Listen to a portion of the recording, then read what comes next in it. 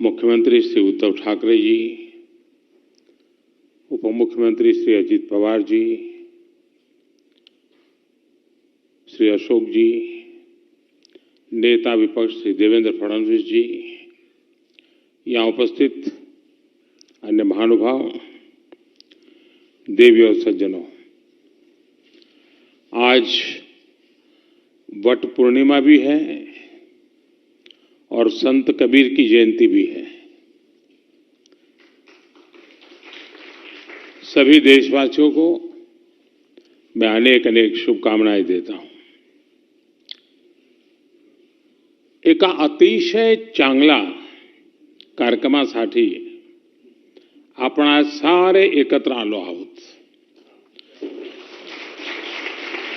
स्वातंत्र्य समरातील वीरांना समर्पित क्रांतिगाथा ही वास्तू समर्पित करताना मला अतिशय आनंद होतो आहे।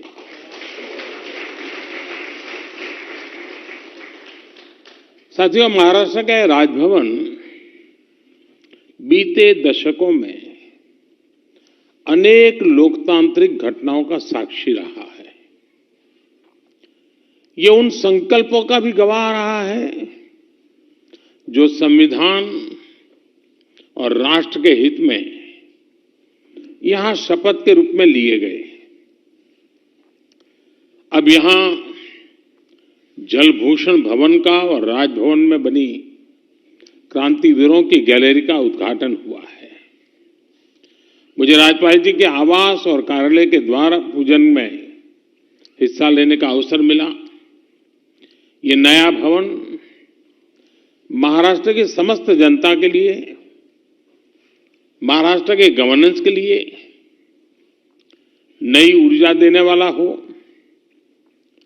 और जैसा गवर्नर साहब ने कहा कि राजभवन नहीं लोक भवन है, वो सच्चे अर्थ में जनता जनार्दन के लिए एक आशा की किरण बन के उभरेगा, ऐसा मेरा पूरा विश्वास है।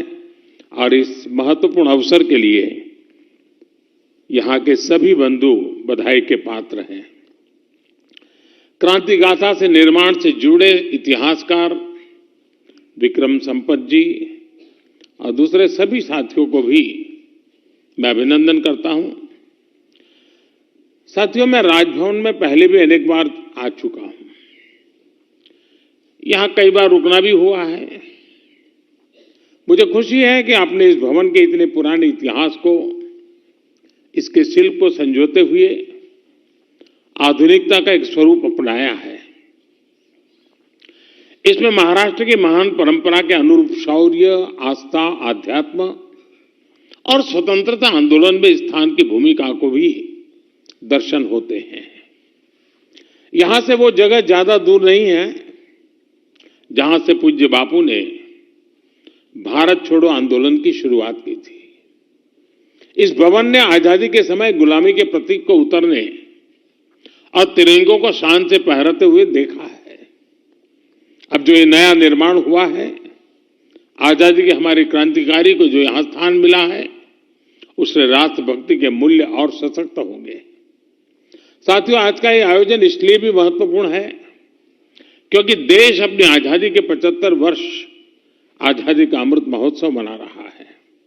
ये वो समय है जब देश की आजादी, देश के उत्थान में योगदान देने वाले हर वीर वीरांगना, हर सेनानी, हर महान व्यक्तित्व, उनको याद करने का ये वक्त है।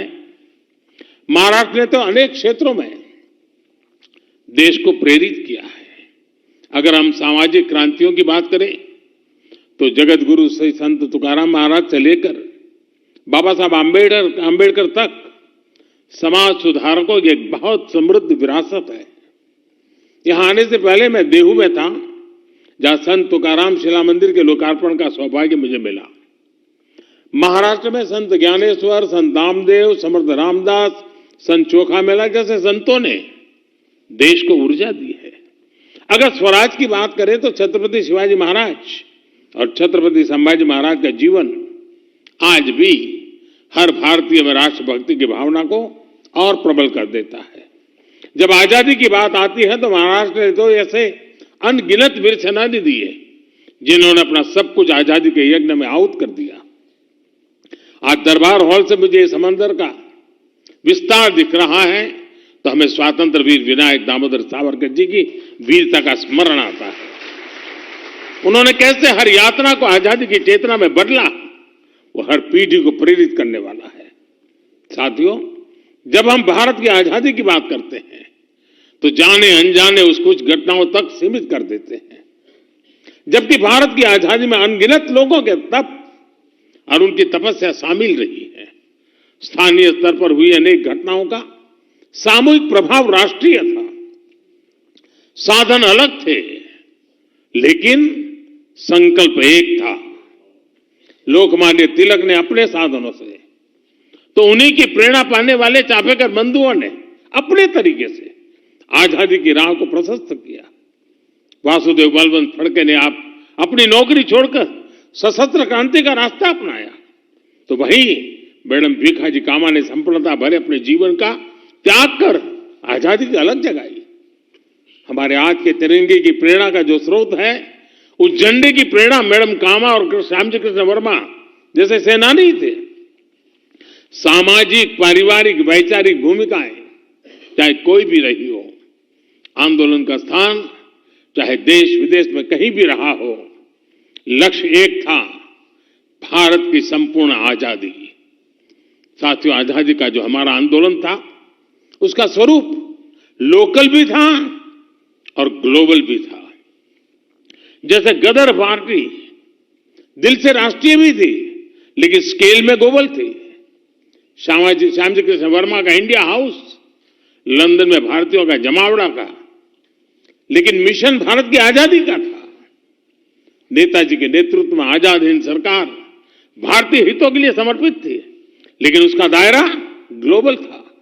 यही कारण है कि भारत के स्वतंत्र आंदोलन ने दुनिया के अनेक देशों को आजादी के आंदोलन को प्रेरित किया। लोकल से ग्लोबल की यही भावना हमारे आत्मनिर्भर भारत अभियान की भी ताकत है।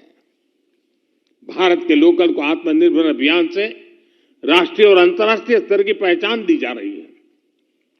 मुझे विश्वास है क्रांतिवीरों की गैलरी से यहां आने वालों को राष्ट्रीय संकल्पों को सिद्ध करने की नई प्रेरणा मिलेगी। देश के लिए कुछ कर गुजरने की भावना बढ़ेगी। साथियों, बीते 7 दशकों में महाराष्ट्र ने राष्ट्र के विकास में हमेशा से महत्वपूर्ण भूमिका निभाई है। मुंबई तो सपनों का शहर है ही है। महाराष्ट्र ऐसे अनेक शहर हैं जो 21वीं सदी में देश के ग्रोथ सेंटर होने वाले हैं। इसी सोच के साथ एक तरफ मुंबई के इंफ्रास्ट्रक्चर को आधुनिक बनाया जा रहा है, तो साथ ही बाकी शहरों में भी आधुनिक सुविधाएं बढ़ाई जा रही है। आज जब हम मुंबई लोकल में होते हैं, अभूतपूर्व सुधार को देखते हैं, जब अनेक शहरों में मेट्रो नेटवर्क के विस्तार को देखते हैं, जब महाराष्ट्र के कोने कोने को आधुनिक नेशनल हाईवे से जुड़ते हुए देखते हैं, तो विकास के सकारात्मकता का एहसास होता है। हम सभी ये भी देख रहे हैं कि विकास की यात्रा में पीछे रह गए आदिवासी जिलों में भी आज विकास की नई आकांक्षा जागृत हुई है। साथियों, आजादी के इस अमृत काल में हम सभी को ये सुनिश्चित करना है कि हम जो भी काम कर रहे हैं, जो भी हमारी भूमिका है, वो हमारे राष्ट्रीय संकल्पों को मजबूत करें। यही भारत के तेज विकास का रास्ता है। इसलिए राष्ट्र के विकास में सबका प्रयास के आह्वान को मैं फिर दोहराना चाहता हूं। हमें एक राष्ट्र के रूप में परस्पर सहयोग और सहकार की भावना के साथ आगे बढ़ना है, एक दूसरे को बल देना है। इसी भावना के साथ एक बार फिर जल भूषण भवन को और क्रांतिवीरों की गैलरी के लिए भी मैं सबको बधाई देता हूं।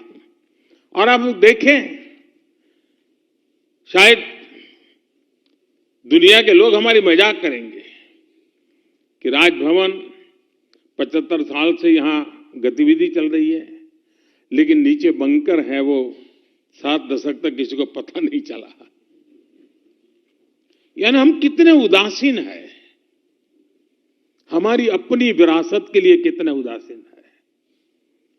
खोज खोज कर हमारे इतिहास के पन्नों को समझना देश को इस दिशा में आजादी का अमृत महोत्सव एक कारण बने। मुझे याद है, अभी हमने भी श्याम जी कृष्ण वर्मा का चित्र में भी देखा। आप हैरान होंगे हमने किस प्रकार से देश में निर्णय किए हैं। श्याम जी कृष्ण वर्मा को लोकमान्य तिलक जी ने चिट्ठी लिखी थी और उनको कहा था कि मैं स्वातंत्र वीर सावरकर जैसे एक होनहार नौजवान को भेज रहा हूं, उसके रहने पढ़ने के प्रबंध में जरा आप मदद कीजिए। श्याम जी कृष्ण वर्मा वो व्यक्तित्व थे। स्वामी विवेकानंद जी उनसे साथ सत्संग किया करते थे और उन्होंने लंदन में इंडिया हाउस, जो क्रांतिकारियों की एक प्रकार से तीर्थ भूमि बन गया था, और अंग्रेजों के नाक के नीचे इंडिया हाउस में क्रांतिकारियों की गतिविधि होती थी। श्याम जी कृष्ण वर्मा जी का देहावसान 1930 में हुआ। 1930 में उनका स्वर्गवास हुआ और उन्होंने इच्छा व्यक्त की थी कि मेरे अस्थि संभाल के रखे जाएं और जब हिंदुस्तान आजाद हो तो आजाद हिंदुस्तान की उस धरती पर मेरे अस्थि ले जाए जाएं।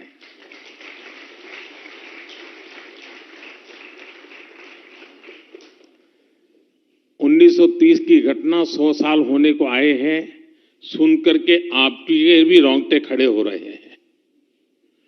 लेकिन मेरे देश का दुर्भाग्य देखिए, 1930 में देश के लिए मर मिटने वाले व्यक्ति, जिसकी एकमात्र इच्छा थी कि आजाद भारत की धरती पर मेरे अस्थि जाएं ताकि आजादी का जो मेरा सपना है, मैं नहीं, मेरे अस्थि अनुभव कर ले, और कोई अपेक्षा नहीं थी। 15 अगस्त 1947 के दूसरे दिन ये काम होना चाहिए था कि नहीं होना चाहिए था? नहीं हुआ। और शायद ईश्वर के ही कोई संकेत होगा। 2003 में 73 साल के बाद उन अस्थियों को हिंदुस्तान लाने का सौभाग्य मुझे मिला।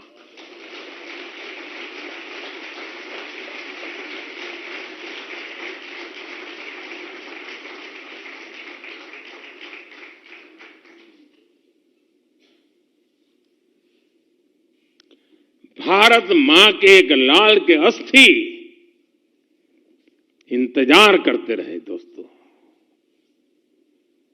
जिसको कंधे पर उठा करके मैं लाने का मुझे सौभाग्य मिला। और यही मुंबई के एयरपोर्ट पर मैं लाकर के उतरा था यहां, और यहां से वीरांजलि यात्रा लेकर के मैं गुजरात गया था। और कच्छ मांडवी उनका जन्म स्थान, वहां आज वैसा ही इंडिया हाउस बनाया है जैसा लंदन में था।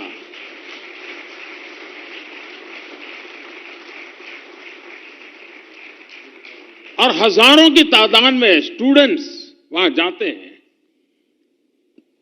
क्रांतिवीरों की इस गाथा को अनुभव करते हैं।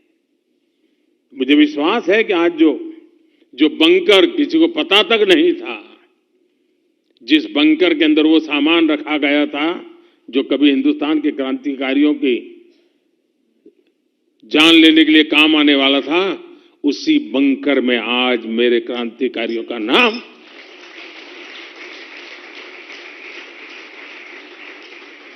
ये जज्बा होना चाहिए देशवासियों में जी, और तभी जाकर के